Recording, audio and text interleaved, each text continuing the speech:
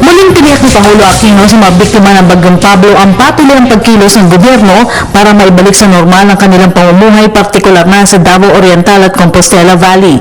Sa kanyang pagsasalita sa 26th Annual Bulong-Pulungan Christmas Party, sinabi ng Pangulo na asahan ng mga nasa lanta ng ang tulong mula sa gobyerno. Sa kasalukuyan, umaabot na sa mahigit 1,000 kataong kumpirmadong namatay dahil kay Pablo. Hindi ko nga po naiwasang isipin, paano kaya nila ipagdiriwang ang darating na Pasko?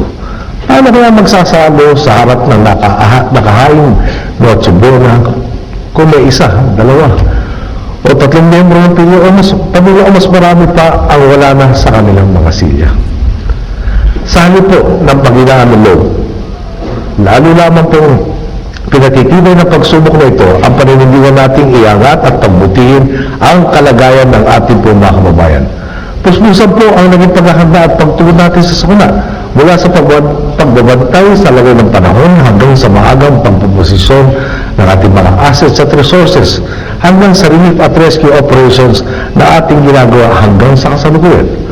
Nagsimula na rin po ang proseso sa pagsasaayos ng mga napinsalang infrastruktura at ang paghahanap ng ligtas na lugar na maaaring tirhan ng ating mga kababayan.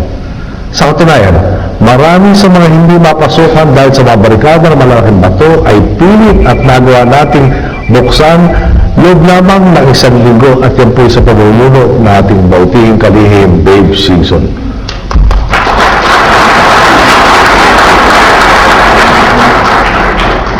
Nagtataas lang po ng kaprasong bangko. 2 araw ho na lumipas, may mga tulay na nasira. Nagawa na ng paraan para matuwiran, bagamat iba ho ay kailangan talagang panahon para mapalitan ng disenyo mas matibay sa anumang darating. Pero pilit mong binubuksan lahat yan. Kumpiyansa rin po tayo pagdating ng bagong taon. Manunumbalik na ang liwanag sa mga kabahayan na nawalan ng kuryente. Kaya panawagan ng Pangulo na pairali ng bayanihan, partikular na sa panahon ng Kapaskuhan. Kinilala rin ng Pangulo ang malaking tulong ng media sa pagpapaabot ng impormasyon para palawakin ng tulong sa mga naging bigyo. 2 tseke na nagkakahalaga ng mahigit 200,000 piso ang ipinagkaloob ng Manila Bulletin at Bulong-Pulungan official sa DSWD. Nananawagan pa rin po ako sa sambayan ng Pilipino. Sa panahon ng paghihati at pagdurusa, kailangan pong iparamdam natin sa ating mga kababayan doon ang pagpamalasakit at pagkalinga. Sa kabila ng pagkasawi, hinihiling sa ating magbuklod at makiisa sa mga nawalan ng pag-asa. Inaasahan tayong tumulong sa tunay na nangangailangan. Patunay po ang araw na ito sa pakikiisa sa tuntutan ng mga kasamahan natin sa media. Kaya naman sa ngalan ng mga kapatid natin makatatanggap ng hatid ng tulong, taos-puso po ako nagpapasalamat sa mga pagtulong ng Manila Bulletin at sa mga opisyal ng Bulong-Pulungan. Sa nasabing okasyon, binigyang pagkilala rin ng Bulong-Pulungan si Pangulo Aquino bilang People's Choice Award.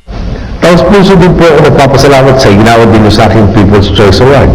Magbigyan po tayo ng Pilipino na itinay ng bayan sa tuntutan. Simple lang po ang kinikilala kong tungkulin.